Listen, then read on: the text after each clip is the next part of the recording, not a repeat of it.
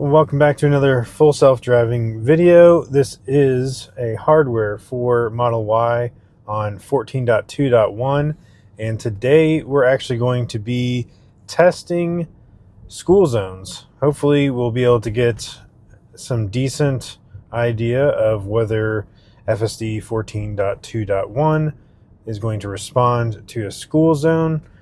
We've got one school zone I'm going to go through, hopefully multiple times, so that hopefully we're not behind some other cars and it just seems like it is just matching the speed of other vehicles. And then there's also one other one a little ways down the road, which hopefully will also be a good test of a school zone. So we've had some hit and miss with school zones. Sometimes it seems like it does respond to school zones lately, but then I've also had a lot of situations where it seemed like it didn't. So I haven't done much of any testing with school zones on 14.2.1, so that's what we wanted to find out today with this test, as well as the new speed profiles. So you'll see I did put it up in Mad Max because the speed of this particular section of the road, it has the speed limit as 30 miles per hour when it's actually 45. So I had to put it in Mad Max to even come close to going the correct speed. But once we get on the other road here and it has the speed correct, then I will switch it down to standard. So 40 mile per hour speed limit zone sign there. So now I can switch it down to standard. Of course, we do have a lead car, so it's not going to go anywhere past the lead car, so not a big deal. But yeah, so a little bit of a drive here until we get to the school zone. So I'll probably just speed through this section.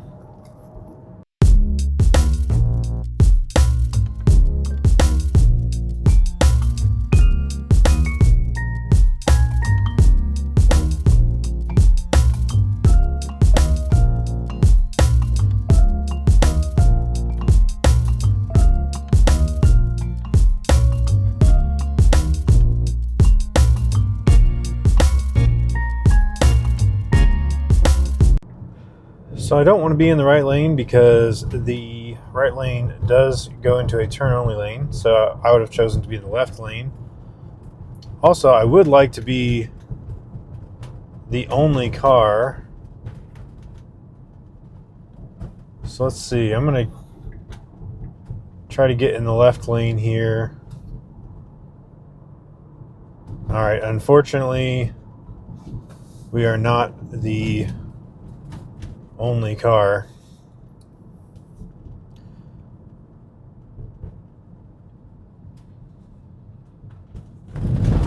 Slow over that. Okay, so 45 mile per hour zone. We are speeding up to, I'm just going to go ahead and put it in Mad Max. Let's get the speed going as much as we can. It should still respond to the speed limits. All right, down into standard. Here's the school zone up here. And okay, definitely it picks up to 25 and it slowed down in anticipation of that sign. So it definitely it wasn't responding to the car up there.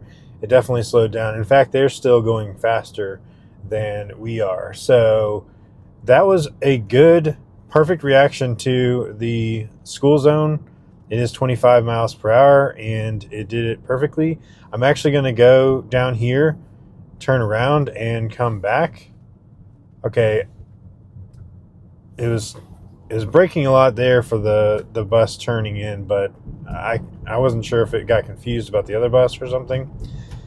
All right. So it's actually getting back up to 45 before the school zone ended. So the school zone actually ends right here.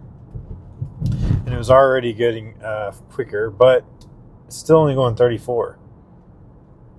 So I definitely could have gone for a quicker reaction. I'm going to put it in Mad Max here, see if we can get going. The car behind us is not too happy with us continuing to drive 35 in a 45. So it changed over to like the regular speed limits well in advance as far as the speed limit that it had there, but it didn't actually get up to the full 45 miles per hour very quickly at all. So I'm going to just turn into this neighborhood here. I was turn around really quick and basically just come at that school zone from the other direction to see what that does for us. Should be able to just turn around in a cul-de-sac here.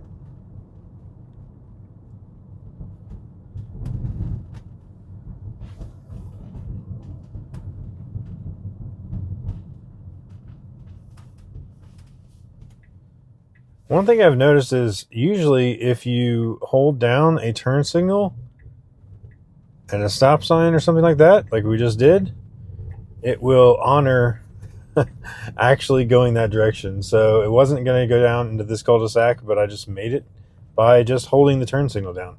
So that's pretty interesting. I've actually used that to my benefit a decent amount of times when the car's not going some direction I want it to go. So we will just hold the thing there. I'm going to edit the trip. I'm going to delete that. And there we go. So we got the destination back on track here.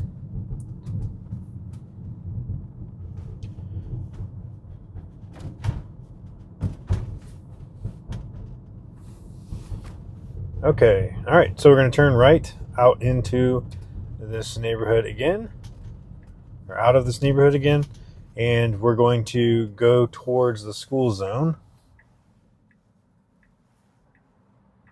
Again, this time we'll approach from the other direction.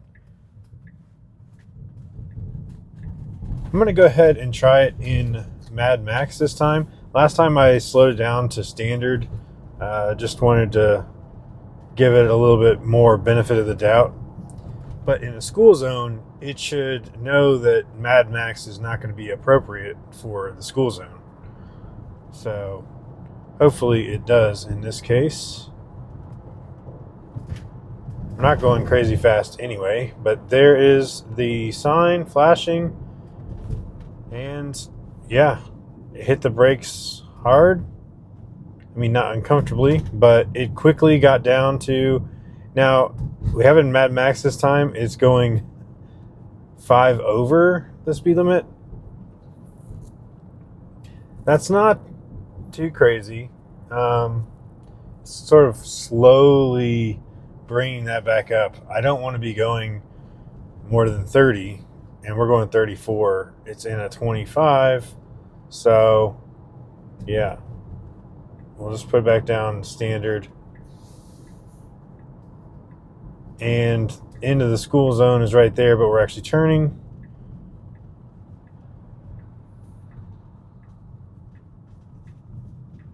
All right, now from this direction, we'll turn out onto the road, and the school zone sign will be flashing, but it will be hard for it to actually see that early enough, I think.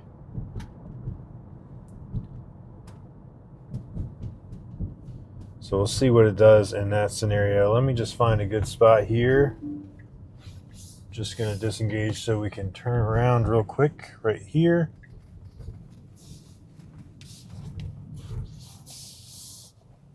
Got in the way of that FedEx truck, so. All right.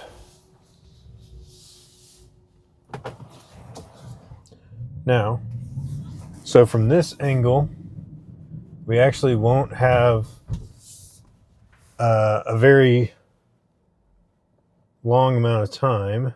Let me just edit the trip here, get rid of that. Done. Should be, yes. Good deal. Turning left right here. That's kind of a tough spot here actually to see.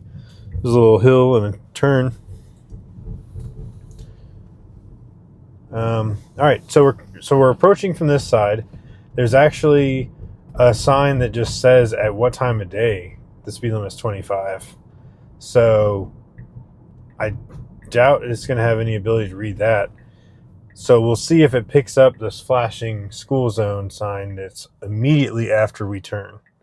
There's no lead cars in this scenario, so we should be free. Okay, so we just went under the flashing sign, and I don't know, it says 30 now, so it's really hard to tell. It does not appear that it picked up the school zone. Yep, and then I'll switch back to 45. So if it's going to end up going towards 45, I will have to actually hit the brakes. So I'll have to disengage, because speed profiles, I can go down to sloth. Oh, now switch to 30. Well, sloth and 30, that works. So I didn't have to disengage. But it does not have the school zone speed, so if I was, like, if it still picked up the 45, which it just did, here's the sign, here's the in school zone sign, and then it's already at 45, so I don't know. All right, now is a good time to start speeding up again, and we're just not, so I'm going to press the accelerator because the car behind us is going to get mad. So on the first and second attempts going through the school zone, it was very quick to slow down because it saw that flashing light, and it got to the appropriate 25 miles per hour. Whoops. Nope. I had to disengage there because I actually do not want to make that stop again. All right. Yeah, so that was just a disengagement because I need to go this other direction. So on the first two attempts, I was very impressed with how quickly it actually came down to 25 miles per hour. It did seem to honor that flashing school zone sign. However, it did, on the first attempt, it seemed to want to get back up to 45 early, like before the end of the school zone. And then for some reason was really slow about actually getting up to 45, but it already changed the speed limit. So I'm not sure what that was about. A little bit of weirdness there. Of course, just pressing the accelerator works, but that's an intervention. It's not a disengagement, but it's an intervention. So, I mean, I'd rather just have to do that, or take a while to get up to the speed and be a little bit annoying than be blowing through a school zone. However, on the third attempt on that school zone, because we entered into the school zone directly under that flashing light, it did not have a chance to see that flashing light in advance, and it did not respond to it.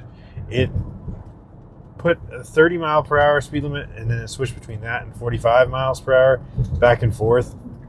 It didn't seem to have a clear decision of what speed it wanted to go, but in both cases it's wrong, because it should have been using the school zone speed of 25, and that is so that was a fail on that school zone. So this is one of those situations where they're going to have to be able to get those school zones correct from every angle, which means I think that they would have to read that small sign that said at what time of day it's a school zone and what time it's not. I mean, I know it's not a huge deal. It's going to drive safely, but in those situations, you could definitely get a speeding ticket if you're going through a school zone at 45 when it's supposed to be at 25. So probably speed through a little bit of this here. That's interesting. An orange, I guess, a construction speed limit of 30. So it's actually accurate that it's 30 miles per hour. Normally it's, I think, 45 on this road. Maybe it's 35, 40. I don't know. But right now it is actually 30, I guess, because of construction. But I'll probably speed through this until we get to that next school zone and pick it up there.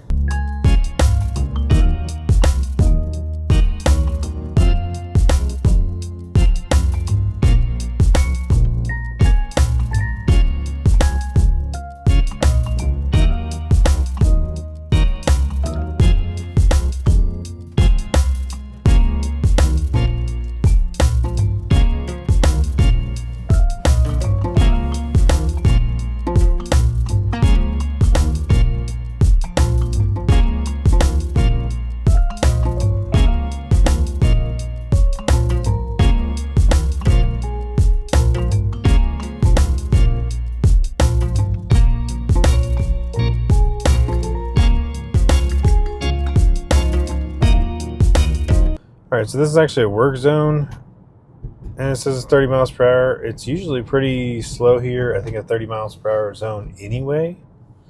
Because there is actually a school up here. However, they don't have a school zone here because the school is far enough off the road. But it's 30 mile per hour anyway down here. So really nothing to change about the speed here. 30 miles per hour, yeah. I guess I just want you to go down to 30 miles per hour a little bit sooner.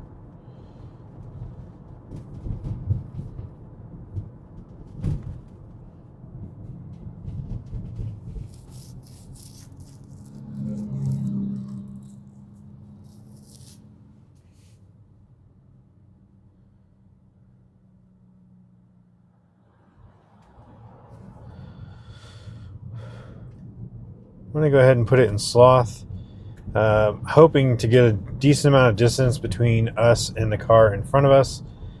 Staying with 30 miles per hour, like it's kind of going slow, and then it should be going up to 40 miles per hour here, but that'll give us a distance between that lead car so that we can check this school zone coming up here, whether it actually responds to the flashing lights of the school zone.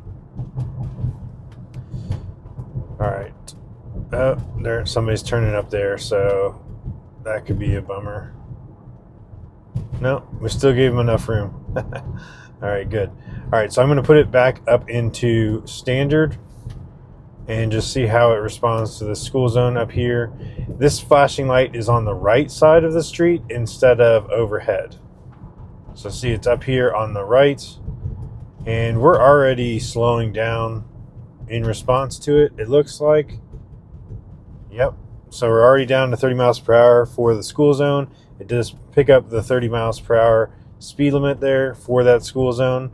We actually have a traffic director here that sometimes we get to interact with, but he's just waving us along. So unfortunately, didn't get to interact with the traffic director, but it has handled the traffic director well before. So it still says 30 miles per hour, and that's good. I don't know actually where the end of this particular school zone is.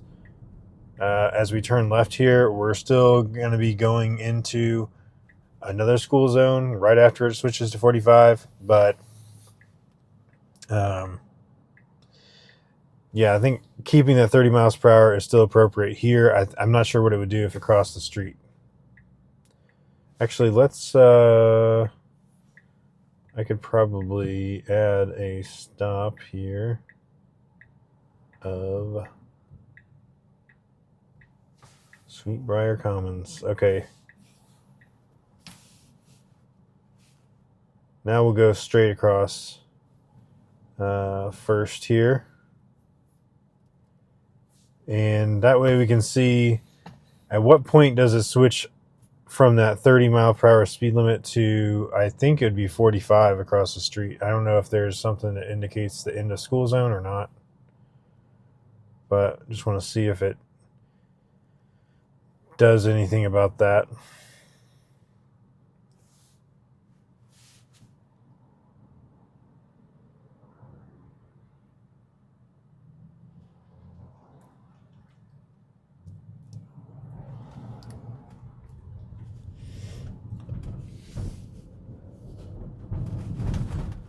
All right, so it said 40 for a bit there. Now it says 30 again.